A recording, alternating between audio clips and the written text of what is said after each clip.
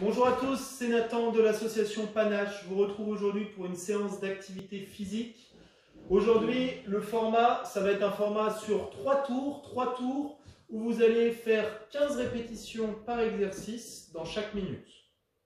Donc, une minute, j'ai par exemple 15 flexions de bras à faire. Dès que j'ai fini mes 15 répétitions, je m'arrête et le reste de la minute, c'est du repos. Donc, ce sera à vous de vous jauger. Soit vous mettez suffisamment de vitesse pour avoir un petit temps de repos derrière, soit vous prenez un peu plus votre temps, mais par contre, les exercices vont s'enchaîner les uns après les autres. Donc, pour ce qui est du mouvement cardiovasculaire, du mouvement de la famille respirer, on va faire les montées de genoux aujourd'hui.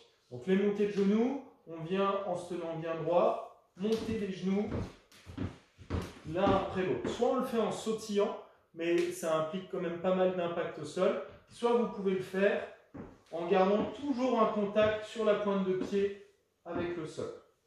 À faire suffisamment vite, vous allez sentir que ça va venir vous essouffler quand même et ça va vous fatiguer pas mal les jambes. Ensuite, on passe à la flexion de biceps avec élastique ou bouteille d'eau. On met les pieds sur l'élastique, largeur de hanche.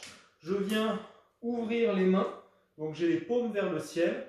Je viens baisser les épaules, j'essaie de conserver cette position. Je fléchis un tout petit peu mes genoux, histoire de ne pas être tout tendu et de ne pas me cambrer quand je fais le mouvement. Donc je viens fléchir un petit peu et je vais ramener mes bras, donc mes mains, au niveau de mes épaules.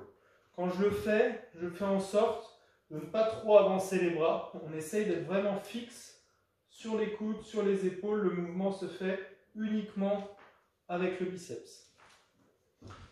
Dès que c'est fait, on va passer au mouvement de poussée. Aujourd'hui, le mouvement de poussée, on va prendre le plus connu d'entre eux, ça va être la pompe. Donc la pompe qui peut bien sûr se faire sur les pieds. Là, je vais vous la montrer sur les genoux. Le principe, ça va être d'avoir les mains largeur d'épaule. Et quand vous êtes au sol, le plus simple, ça va être de se placer au sol. Vous allez positionner vos mains à côté de la poitrine. Attention à ne pas les mettre trop hautes. Justement, donc on les pose à côté de la poitrine, on vient serrer les coudes, décoller un petit peu les fesses, et ensuite, je viens repousser. L'idée de décoller un peu les fesses, c'est pour vous forcer à ne pas venir vous cambrer quand vous poussez. Là, au moins, je les décolle dès le départ, et ensuite, je m'occupe uniquement de la poussée. Donc, là, ça va me faire travailler les triceps, l'arrière des bras, et les pectoraux, ce mouvement de pompe. Donc pour mettre un petit peu plus de difficulté, on peut le faire sur les pieds. Et pour simplifier un peu la chose, on peut venir le faire sur un plan surélevé, donc que ce soit une chaise ou autre chose. On va venir avoir le contact avec la chaise sur la poitrine, puis repousser. Faites en sorte de bien la bloquer contre un mur pour qu'elle ne bouge pas. Ensuite, on va passer au mouvement sol au plafond. Donc là, le principe, ça va être de ramasser un objet au sol et de le pousser au-dessus de la tête. Je vous le montre là juste pour l'exemple. Ça va être tout bêtement avec un coussin, c'est juste pour vous montrer la forme. Vous pouvez le faire avec un sac à dos avec une charge relativement compacte pour que ce soit simple à prendre. Vous allez commencer par un soulevé de terre. Donc on vient mettre l'objet entre les pieds. Je vais venir poser mes mains sur le côté, baisser les fesses, sortir la poitrine pour être dans ma position pour me relever. Donc une fois que je suis là, je vais venir pousser sur mes jambes, sur les talons, et déplier le genou et la hanche en même temps. Donc là, on a fait un soulevé de terre. Une fois qu'on a fait ça, on vient tirer les coudes vers le haut, et ensuite dérouler au-dessus de la tête. Donc c'est le mouvement techniquement le plus simple pour monter un objet du sol au plafond. Mais pour faire cette phase-là, vous l'aurez bien compris, là c'est pas la phase où je suis le plus puissant, le plus fort. Il va falloir mettre de la vitesse sur les jambes pour faire voler un petit peu l'objet et faciliter cette transition.